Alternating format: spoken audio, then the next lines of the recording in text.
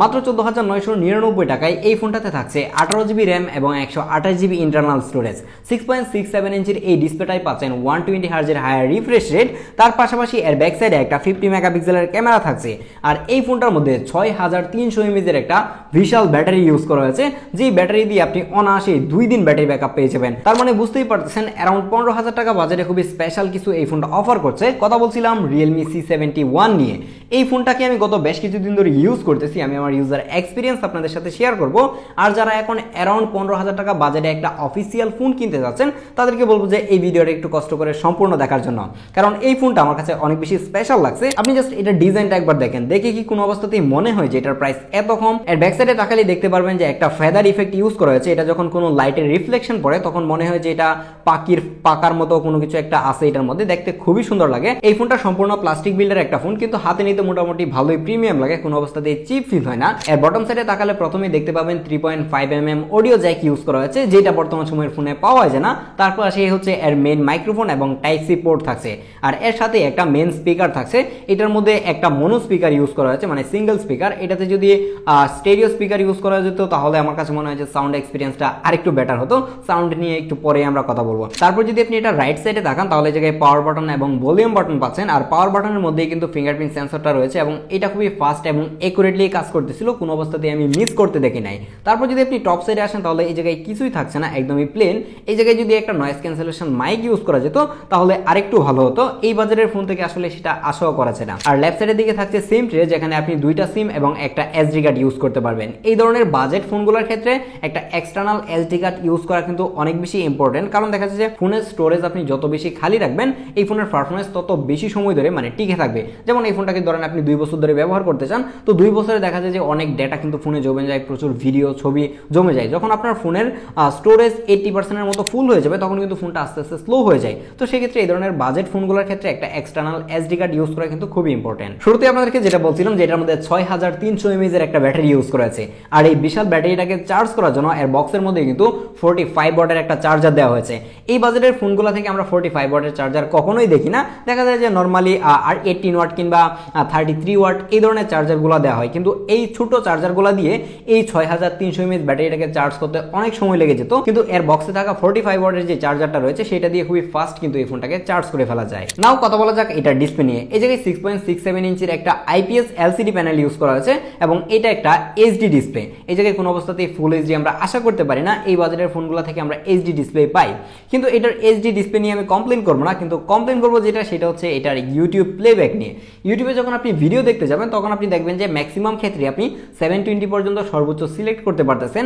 এই ধরনের 720p ডিসপ্লেগুলো আমরা দেখি যে HD পর্যন্ত কিন্তু সাপোর্ট করে। কিছু কিছু ক্ষেত্রে কিছু ডিসপ্লেতে আমরা দেখেছি যে ফুল HDর উপরেও সাপোর্ট করতেছে, লাইক 2K পর্যন্ত ভিডিও কিন্তু ইউটিউবে প্লেব্যাক করতে পারে। বাট এটাতে দেখলাম যে ম্যাক্সিমাম ক্ষেত্রেই 720 পর্যন্তই লিমিটেড, এর বাইরে কোনো অবস্থাতেই যেতে পারতেছিলাম না।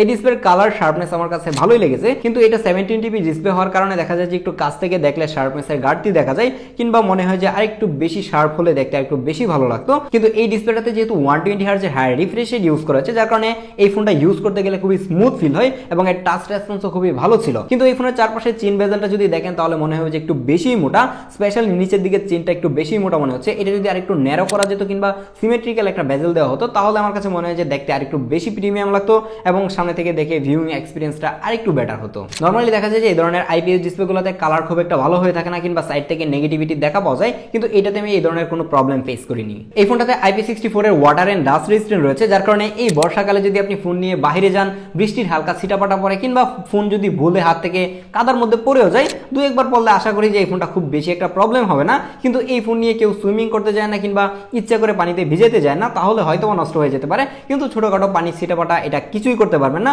তার পাশাপাশি এই ফোনটাতে মিলিটারি গ্রেডের শক রেজিস্ট্যান্ট রয়েছে, যার কারণে হাত থেকে যদি 2-4 বার অ্যাক্সিডেন্টালি পড়েও যায় তাহলেও আশা করা যায় যে এই ফোনটা কিছুই হবে না। এটাকে যখন আপনি হাতে নিয়ে ইউজ করবেন তখন আপনি ফিল করতে পারবেন না যে এটার ভিতরে 6300 mAh এর একটা ব্যাটারি ইউজ করা হয়েছে, কারণ এটা হাতে নিতে মোটামুটি ভালোই লাইট ওয়েট লাগে। তার পাশাপাশি এই ফোনটা কিন্তু অনেক স্লিম, 7.79 মিলিমিটার এটা থিকনেস। এই ফোনটার ব্যাক সাইডে তাকালে দেখতে পারবেন যে জায়গায় 3টা ক্যামেরা ইউজ করা হয়েছে, কিন্তু না, এই জায়গায় একটা মাত্র সিঙ্গেল 50 মেগাপিক্সেলের ক্যামেরা ইউজ করা হয়েছে এবং এর নিচের দিকে একটা ডেপথ সেন্সর কিংবা AI সেন্সর, অথবা তারা এটাকে হয়তোবা ফ্লিকারিং সেন্সর এই ধরনের কোনো কিছু একটা নাম দিয়ে থাকে, বাট এগুলা ম্যাক্সিমাম টাইমে দেখা যায় ঠিকঠাক কাজ করে না, এগুলা ইউজলেস হয়ে থাকে। সেটা নিয়ে আমরা কথা না বলি। তারপর যদি আপনি আরেকটু নিচের দিকে আসেন তাহলে এই জায়গায় পেয়ে যাবেন একটা নোটিফিকেশন লাইট, যেটা আমার কাছে খুবই ইউজফুল মনে হয়েছে। এটাকে যখন আপনি চার্জে লাগাবেন তখন দেখতে পারবেন যে এটা দেখতে খুবই সুন্দর লাগে। এর 50 মেগাপিক্সেলের মেইন লেন্সের ছবিগুলো যদি দেখেন তাহলে দেখবেন যে ফোনের বাজেট অনুযায়ী ছবিগুলো ভালোই ছিল, মোটামুটি শার্প এবং ডিটেল ছবি দিতে পারতেছিল। আপনি যদি এই বাজেটের অফিসিয়াল ফোনগুলোর সাথে কম্পেয়ার করেন তাহলে এগুলা কিন্তু ঠিকঠাকই ছিল। এই ধরনের ফোন যারা কিনে তারা যে অনেক বেশি ফটোগ্রাফি করে ব্যাপারটা এরকম না। এই ধরনের ডিভাইস দিয়ে দেখা যায় যে ম্যাক্সিমাম টাইমে টুকটাক ছবি তুলতেছে, কিংবা দেখা যায় যে কোনো ডকুমেন্ট স্ক্যানিং করতেছে, কাগজপত্রের ছবি তুলতেছে, এই ধরনের কাজে কিন্তু বেশিরভাগ মানুষ করে থাকে। আর দেখা যায় যে ম্যাক্সিমাম টাইমে এই ফোনগুলো মানে স্পেশালি অফিসিয়াল বাজেট ফোনগুলো ফ্যামিলির সিনিয়র সিটিজেন যারা রয়েছে তারা ইউজ করে, তো তারা ফটোগ্রাফির দিকে এতটাও কিন্তু নজর দেয় না। কিন্তু বাজেট অনুযায়ী এটার ছবি আমার কাছে ভালোই লেগেছে, কিন্তু আরেকটু ইমপ্রুভ করা যেত। তারপর আমি এটা দিয়ে পোর্ট্রেট ছবি তুলে দেখেছি। পোর্ট্রেট ছবির এইচডি টেক মোটামুটি ভালো ছিল, খুব বেশি ভালো বলবো না, কিন্তু ডিটেলের ক্ষেত্রে আমি দেখলাম যে ডিটেলটা অনেক বেশি কমে যাচ্ছিল। একদমই প্রপার লাইট কন্ডিশনে ছবি তুললে মোটামুটি ভালো ছবি পাচ্ছিলাম, বাট একটু লো লাইটে চলে আসলেই কিংবা শ্যাডোতে ছবি তুললেই দেখা যাচ্ছিল যে ফেসের মধ্যে নয়েজ চলে আসতেছিল বা এইচডি টেককে একটু ঝামেলা করতেছিল। তো এই প্রবলেমগুলো যদি ফিক্সড করা যেত তাহলে আমার কাছে মনে হয় যে এই বাজেটে ক্যামেরার দিক দিয়েও মানে এটাকে সাপোর্ট করতে পারতাম। বাট এই সময় এসে ক্যামেরার জন্য অ্যাটলিস্ট ডেডিকেটেডলি এটা সাপোর্ট করা যাচ্ছে না, বাট এটার ক্যামেরা ওভারঅল ভালোই ছিল। এই ফোনের মেইন লেন্স দিয়ে সর্বোচ্চ 1080p 30fps ভিডিও রেকর্ড করা যায়। বাজেট অনুযায়ী ভিডিও মোটামুটি ভালোই ছিল।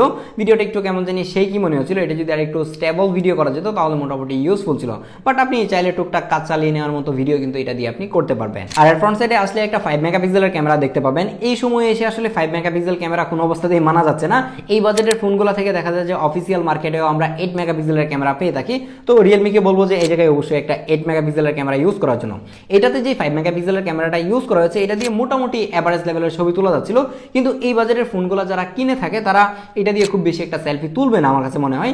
এটা ম্যাক্সিমাম টাইমে ইউজ হবে হচ্ছে হোয়াটসঅ্যাপে ভিডিও কলের সময় কিংবা মেসেঞ্জারে ভিডিও কলের সময়। এই ধরনের কাজগুলো আপনি খুব ইজিলি করতে পারবেন এটা দিয়ে। এখন কথা বলা যাক AC71 এর পারফরমেন্স নিয়ে। এই ফোনটার মধ্যে এসওসি হিসেবে ইউজ করা হয়েছে ইউনি এসওসি 7250 এসওসি, যেটা মোটামুটি ভালোই ফাস্ট ছিল। এই বাজারের ফোনগুলোতে দেখা যায় যে গণহারে এখন ইউনি এসওসির যে প্রসেসরগুলো রয়েছে সেগুলো ইউজ করা হচ্ছে, এবং আমি দেখলাম যে পারফরমেন্স মোটামুটি ভালোই। অ্যাপ ওপেনিং থেকে ক্লোজিং ভালোই ফাস্ট করতে পারে, খুব বেশি একটা ল্যাগ হ্যাঙ্গের দেখা পায় নাই। হ্যাঁ, অ্যাপ ওপেনিং করতে গেলে দেখা যায় যে মাঝে মাঝে বড় যদি অ্যাপ হয়ে যায় তাহলে একটু ডিলে করে, বাট আপনি যদি রেগুলার লাইফে ইউজ করেন তাহলে কোনো অবস্থাতেই ল্যাগ হ্যাং দেখতে পাবেন না, খুব স্মুথলি ইউজ করতে পারবেন। আর এই ধরনের ফোনগুলো যারা ইউজ করে তারা খুব বেশি একটা হেভি ইউজার হয়ে থাকে না, আর যারা হেভি ইউজার রয়েছে তারা হয়তো বা এই ডিভাইসগুলোকে সেকেন্ডারি ডিভাইস হিসেবে ইউজ করবে, লাইক হোয়াটসঅ্যাপ মেসেঞ্জারে প্রচুর পরিমাণের কল আসে, এই ধরনের কাজেই ব্যবহার করবে।